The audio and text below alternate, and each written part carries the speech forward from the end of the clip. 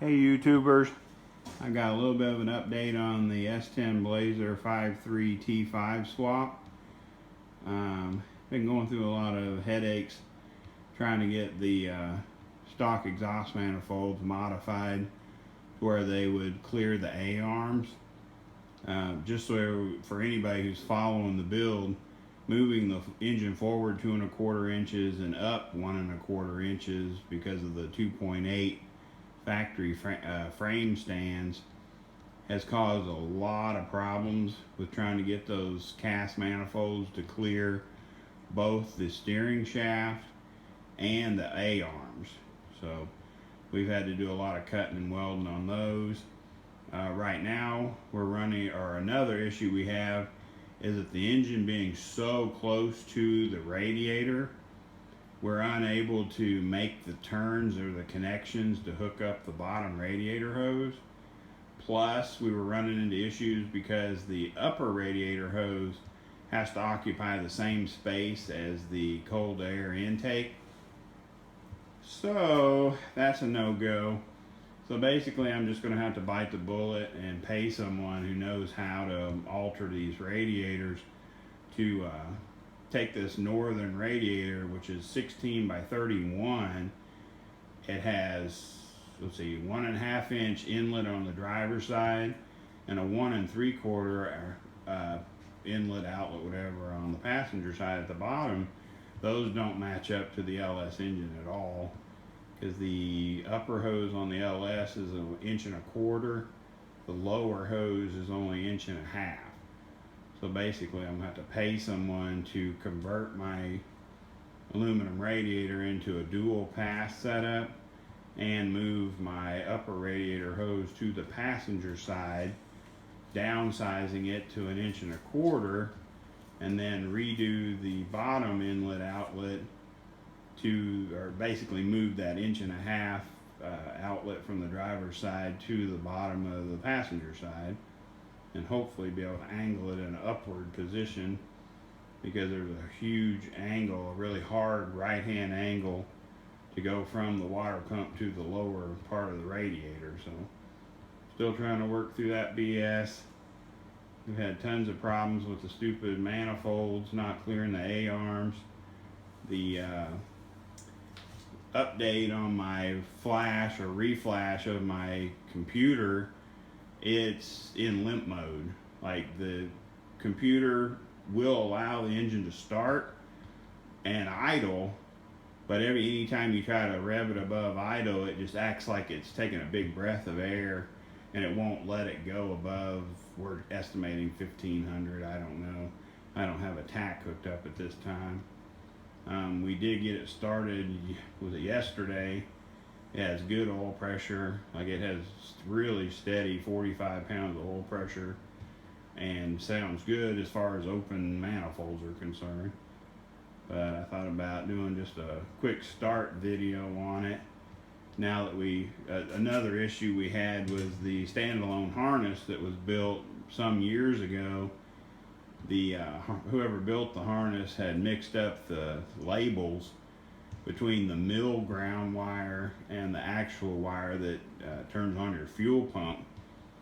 So with searching online and looking at schematics from AllData, we were able to locate the proper wire, which is a dark green with a white stripe, that is the one that energizes your relay to turn on your stupid fuel pump.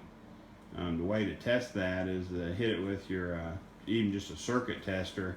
When you turn on your ignition switch or key, it should light up with power for 2 seconds and then turn off. And then once you start the engine, it'll maintain that 12-volt signal to keep your fuel pump running. So anyway, that was an honest mistake. Who knows? You have one too many beers one night and you're building a stupid harness and you stick the sticker on the wrong wire, anything can happen. So anyway, Andy over at Rebel Racing is adhering my 4-inch cowl scoop to my hood tonight. It's probably done about now. So things are starting to come around. Once we can figure out how to hook up a cooling system and get some exhaust on this thing, should be drivable. So And I'll also be able to throw a hood on it to keep the weather out of it. We got to hook up a cold air intake, which should come out, I'm hoping, well, 90 and then shoot over to the driver's side. So anyway, I was going to hook up the battery and do a quick startup video for you. I hope, being in this garage, that it doesn't just overpower the stupid microphone, because I hate videos that do that. So I guess I'll do that now. Who's out there playing basketball in the dark? I swear I can hear somebody.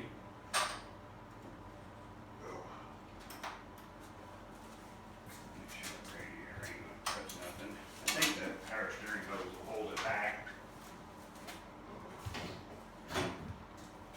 That's part of the fun of having the manual. You have to make sure it's in neutral. Well, back to this up anyways. You know what I mean? Is that I do have the emergency brake on after the other day when those wheels were turning. Ready? Yep.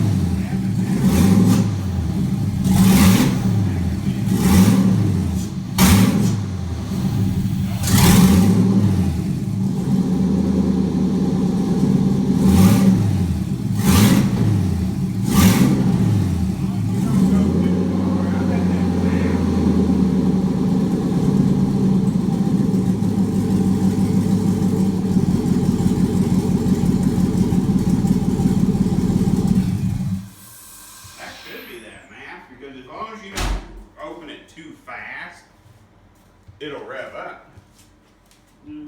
That's because I know that was more than 1500. The first part was.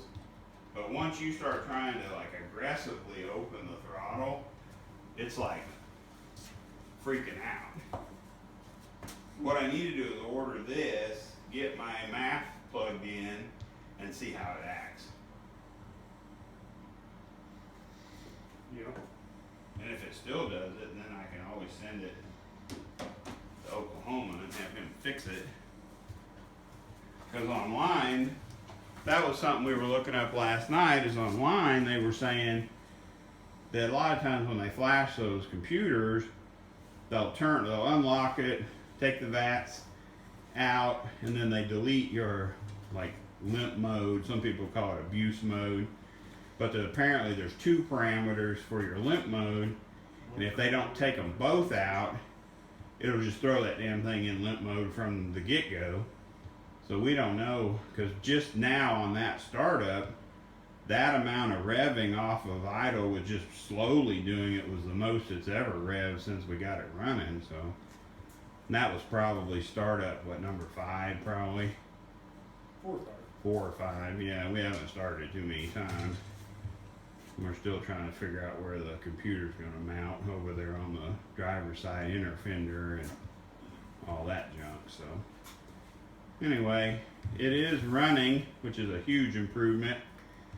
And if we hadn't run into all the stupid problems with the cooling system, it'd probably be almost drivable, but we'll have to figure out what's going on with that throttle and making sure it'll rev properly.